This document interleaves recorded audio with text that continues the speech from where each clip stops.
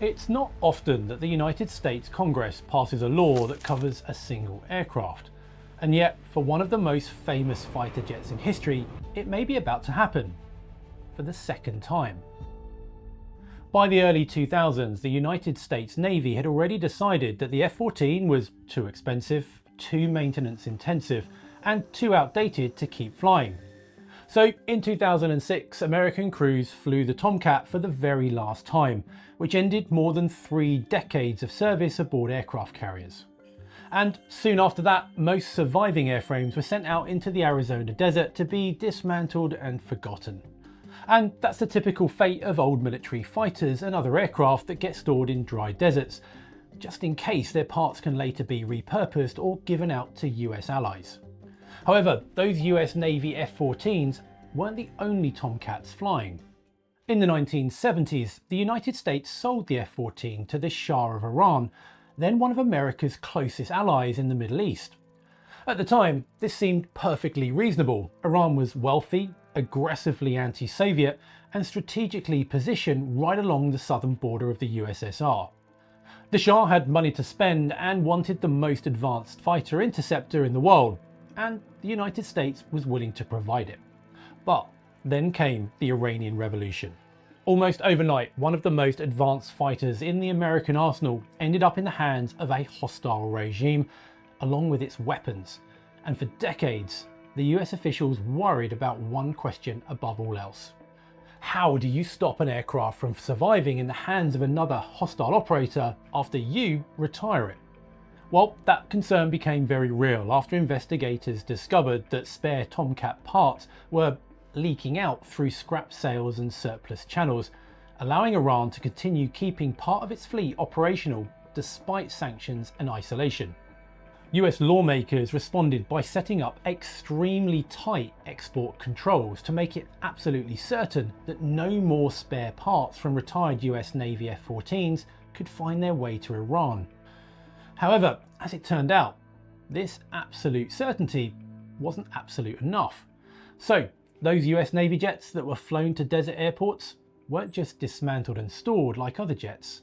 Instead, Congress ordered nearly all remaining American F-14s to be shredded, crushed, or otherwise destroyed beyond recovery, to the immense disappointment of both former aircrews and all other fans of this iconic aircraft.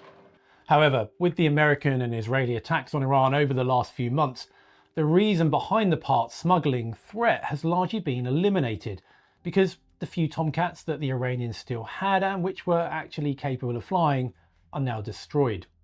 And so the US Congress decided that now is the time to at least try and bring back a couple of examples into flyable condition and allow one of the world's most famous movie stars to fly again. From its first Hollywood blockbuster appearance, which was actually in The Final Countdown in 1980, to the then now classic original Top Gun, and finally to the mega blockbuster Top Gun Maverick, the Tomcat has been on the big screen for well over 40 years. But of course, the F-14 wasn't designed to be a movie star. Like all fighter jets, it's a weapons platform. But unlike what we saw in the movies, the F-14 had a very specific role for the United States Navy: long-range fleet defense.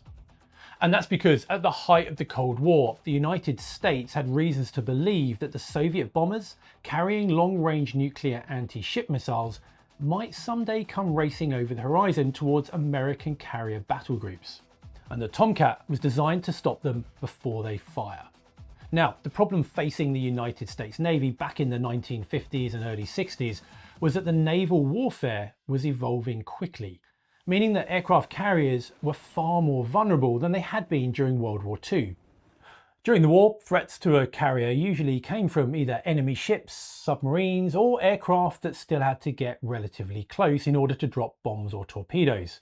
However, the Soviet Union was now developing much more capable long-range bombers equipped with equally long-range anti-ship missiles, capable of striking a carrier battle group hundreds of miles away.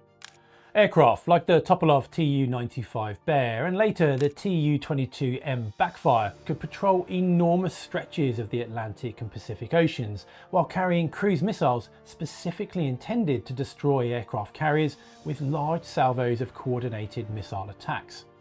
Now, understandably, this deeply worried the US Navy because by the height of the Cold War, the aircraft carrier had become one of the central pillars of American military strategy, basically a mobile airbase capable of projecting power almost anywhere on Earth. Now, the Soviets understood that perfectly well, and instead of trying to match the United States carrier for carrier, they developed plans to overwhelm carrier groups with massive coordinated anti-ship missile attacks launched by bombers, submarines, and surface ships. And that threat fundamentally changed what the Navy needed from its fighter jets and their crews. There were still other missions, of course, where traditional dogfighting was still very important, but defending the fleet was all about intercepting those Soviet bombers hundreds of miles away before they could launch their missiles. Now, the Pentagon's first attempt to solve the long-range fleet defense problem came through the US Defense Secretary Robert McNamara's TFX program, an enormously ambitious effort to convince the Air Force and the Navy to share a common aircraft design in order to reduce development costs and simplify logistics. Now, this had already been done with the McDonnell Douglas F-4 Phantom, which started out as a Navy aircraft that was later adopted by the Air Force. But the difference with the TFX program was that the Navy and the Air Force wanted the aircraft to serve different roles. The Navy obviously wanted a state-of-the-art interceptor for long-range fleet defense, but the Air Force was looking for a high-speed strike aircraft. Both roles required a large jet with advanced avionics and capable of long-range missions. But that's pretty much where the similarities ended. So, the winner of the newer TFX program was the F-111, and the US Navy hated it almost immediately. The navalised F-111B was much too heavy for safe carrier ops, had poor cockpit visibility during carrier approaches, had dangerous handling characteristics aboard carriers, and lacked the manoeuvrability needed for fleet air defence. As a result, the entire naval version began collapsing under its own weight, and during a long US Senate hearing, the Deputy Chief of Naval Operations, Vice Admiral Tom Connolly, was asked if perhaps new engines would make the F-111B a worthwhile aircraft. To that, the Admiral gave a legendary reply. "Mr. Chairman," he said, "there isn't enough thrust in all of Christendom to make a Navy fighter out of that airplane."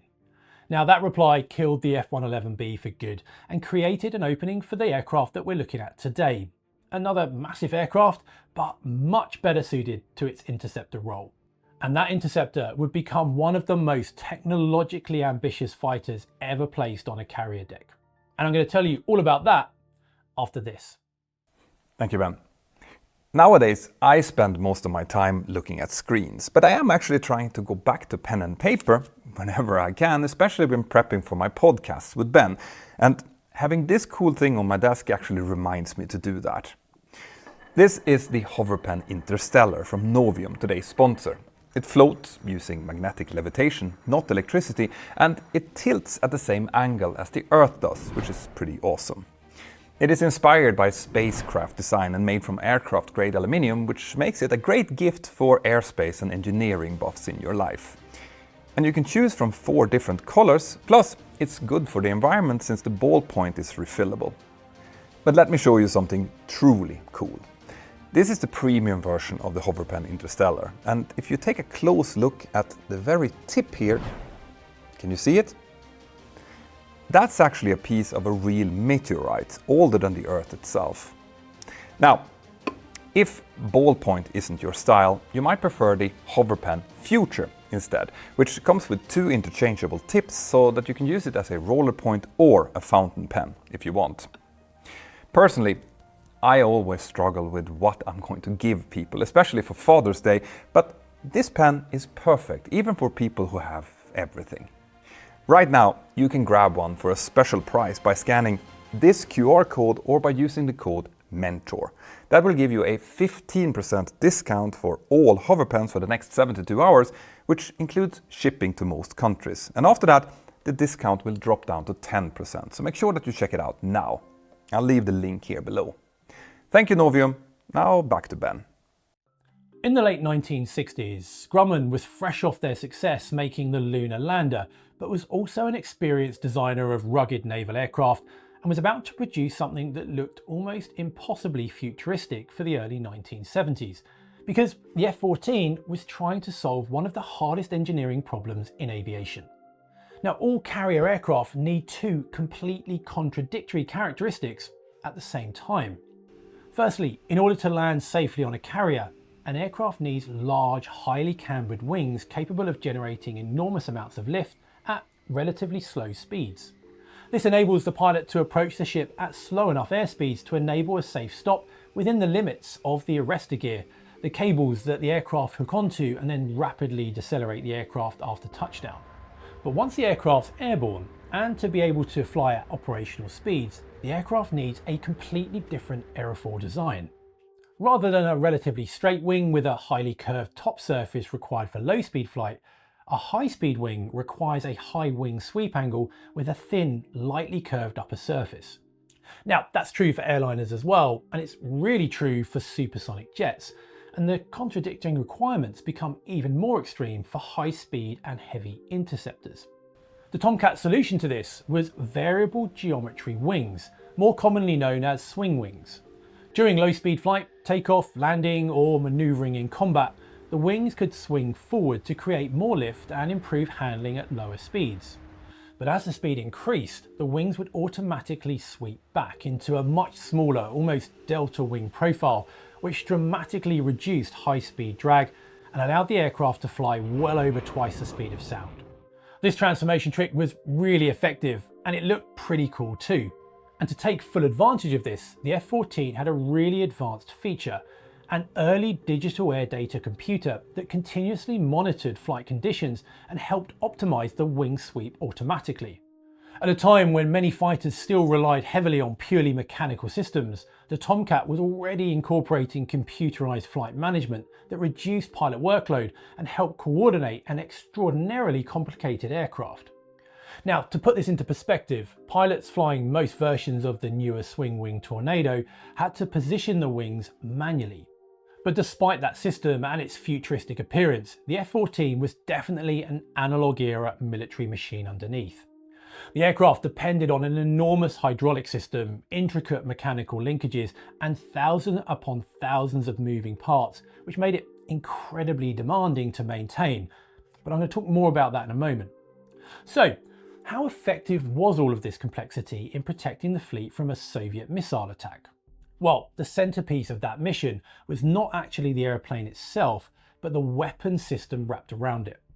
Again, the whole point of the Tomcat was to destroy those Soviet bombers at really long ranges.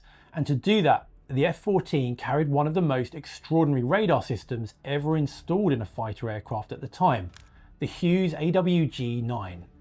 Now, the Tomcat had a pretty big radome in its nose, which housed the powerful radar system designed specifically to detect large bomber formations over the open ocean at extremely long ranges.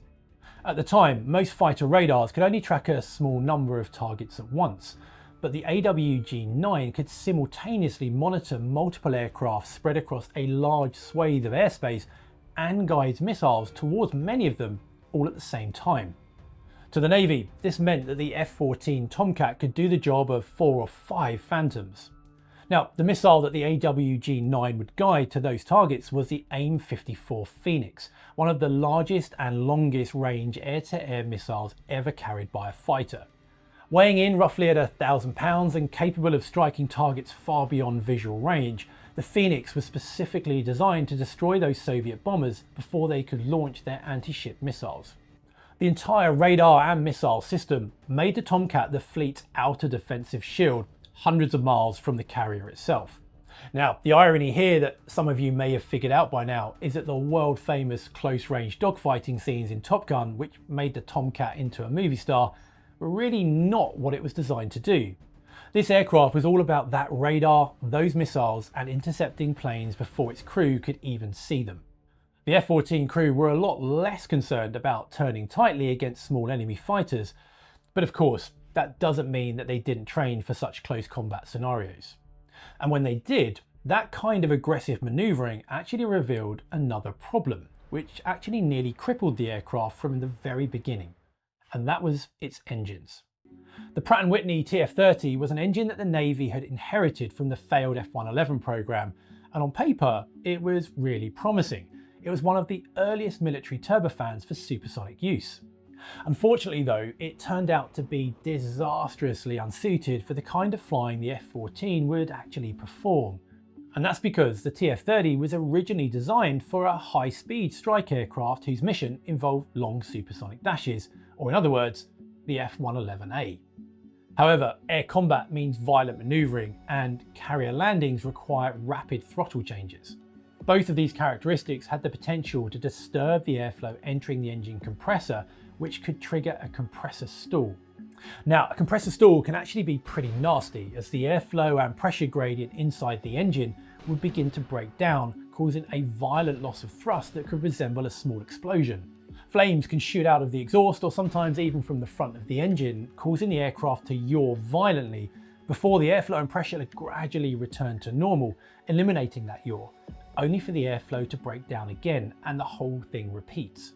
Now, these compressor stalls aren't particularly fun on any aircraft, but they were particularly dangerous in the Tomcat because the engines were mounted far apart.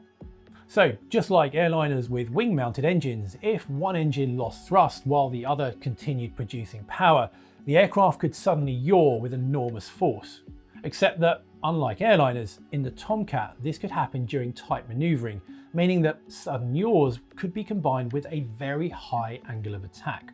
And yawing at high angles of attack can be extremely dangerous, as it can result in one wing stalling before the other, which results in a spin.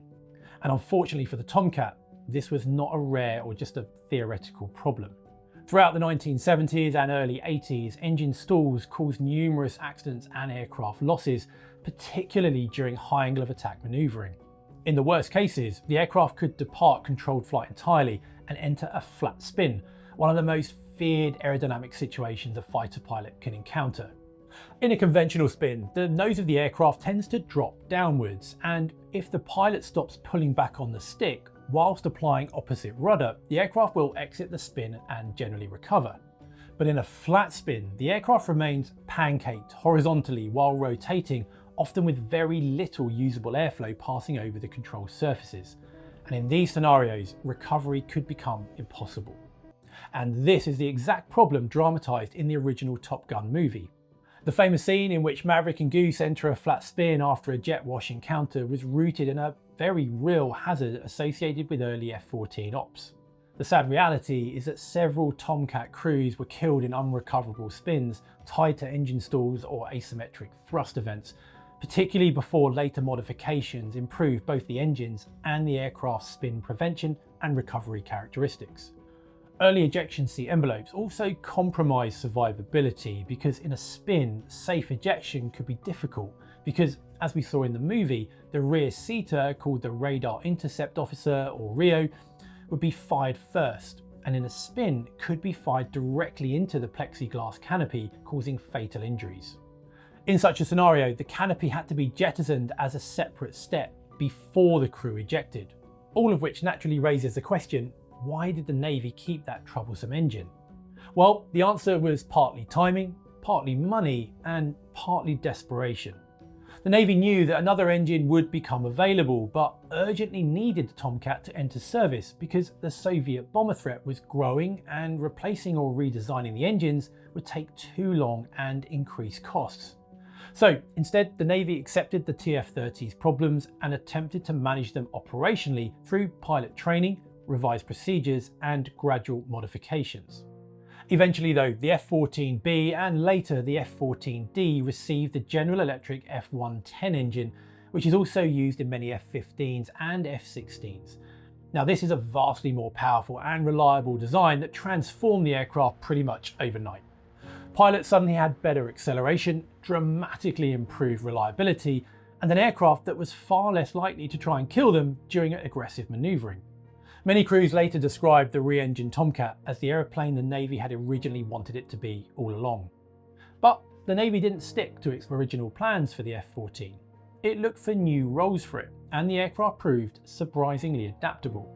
During the 1990s and early 2000s, and with the addition of systems like the Lantern targeting pod, the aircraft evolved from a pure fleet defense interceptor into a strike fighter capable of delivering precision-guided bombs during operations over Iraq, Afghanistan, and the Balkans. And then the Tomcat became known as the Bombcat. By that point, the Tomcat was already a symbol. Naval aviators loved it, audiences loved it. Its shape, its swing wings, its raw size and power, all made the aircraft iconic in a way that few military aircraft ever had. And thanks to Top Gun, even people who knew almost nothing about aviation could instantly recognize an F-14. But underneath the legend, the Navy was fighting an increasingly brutal maintenance battle. That same swing wing mechanism that had made the aircraft so revolutionary also made it extraordinarily expensive to operate. The aircraft's hydraulic systems were enormous and maintenance was very intensive. The airframes themselves were aging, spare parts were becoming harder to source, and keeping the jets operational demanded staggering amounts of labour compared to the newer fighters. In fact, Congress reported that the F-14 required 50 hours of maintenance for every single hour it flew. But perhaps most importantly, the Navy no longer needed what the Tomcat had originally been designed to do. The Cold War mission that had justified the aircraft's complexity had largely disappeared, while newer aircraft like the F-18 Super Hornet could perform a wider variety of missions at dramatically lower operating costs. Now, the Super Hornet wasn't as fast as the Tomcat, nor as visually imposing, and many pilots would argue it lacked some of the F-14's raw personality, but it was far easier to maintain, cheaper to fly, and better suited to the kind of wars the United States was now fighting. Now, the Navy did consider further upgrades to the F-14, but they weren't to be. And so, in 2006, the United States Navy retired the Tomcat. Not because it was a failure, but because the world that it had been created for had disappeared around it. Which in some ways is what makes the F-14 such a fascinating aircraft today. It was simultaneously one of the most advanced fighters of its era and one of the last great analog war machines. An aircraft that blended early computerized systems with brute mechanical complexity in a way that modern fighters no longer do. It was built for a very specific nightmare scenario at the height of the Cold War, survived long enough to reinvent itself entirely, and then became immortalized not by the mission it was designed for, but by Hollywood.